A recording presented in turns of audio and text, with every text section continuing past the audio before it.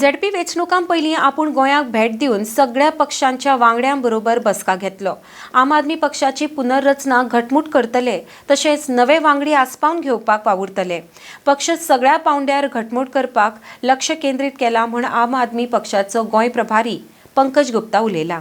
RDX खातीर पणजेच्यान संजय मुनाली. कल ही आए हम गोवा में, पहली मीटिंग है इस रिस्पॉन्सिबिलिटी के बाद. मेरे साथ और भी लोग आए हुए हैं. हम सब का बहुत अच्छा अभी कल एक मीटिंग हुआ, आज बहुत सारी मीटिंग्स हैं, कल भी मीटिंग्स हैं.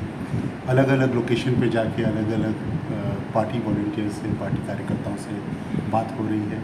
समझ रहे हैं हमारी अभी स्ट्रेंथ क्या है, कहाँ पे और अच्छा करने की ज़रूरत है.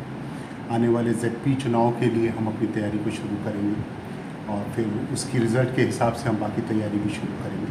तो अभी फर्स्ट फ्यू डेज़ है, देखते हैं आगे किस तरह से किसको क्या रिस्पॉन्सिबिलिटी देना है, क्योंकि अभी टीम्स भी हो सकता है दोबारा कॉन्फ़िगर करनी पड़ेगी.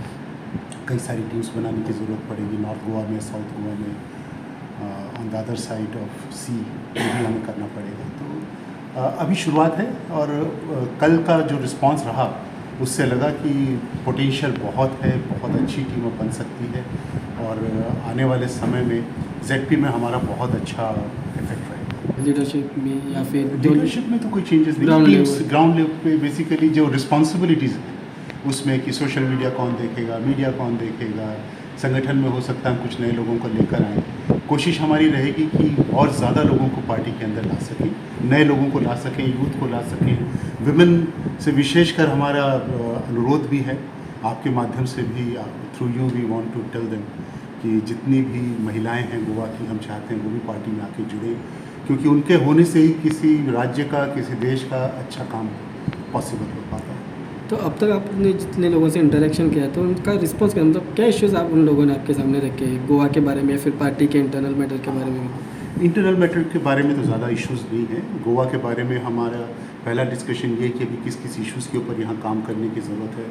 लोकल लेवल पे ज़्यादातर लोगों का यही मानना है कि हमें लोकल लेवल के कई सारे इश्यूज़ हैं. करप्शन लोगों का मानना एक बहुत बड़ा इशू है गोवा में, जिसके ऊपर हमें देखना पड़ेगा, सोचना पड़ेगा किस तरह से उन इश्यूज़ को बाहर लाने की ज़रूरत है. फिर बाकी जैसे हेल्थ केयर को और कैसे अच्छा करना है यहाँ पे, उसके ऊपर है. एजुकेशन के ऊपर कई सारे इश्यूज़ हैं जिसके ऊपर काम करने की ज़रूरत है ऑलरेडी.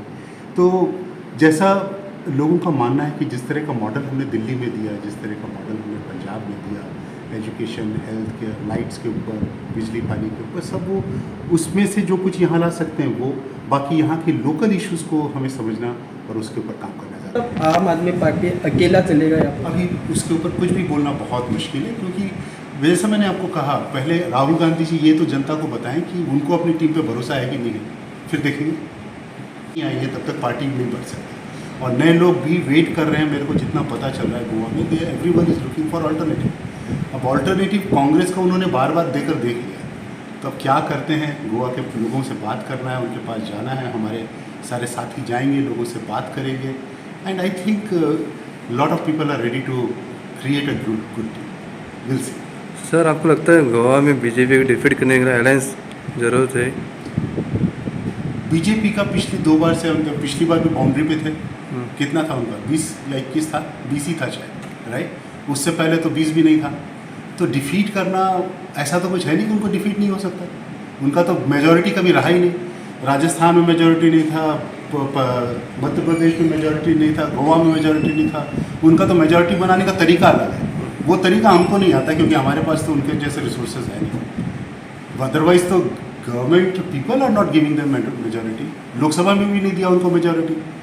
तो ये क्वेश्चन ही गलत है कि उनका मेजॉरिटी नहीं, मेजॉरिटी में कैसे आ रहा होगा. उनका तो मेजॉरिटी आता नहीं है, वो मेजॉरिटी खरीदते हैं.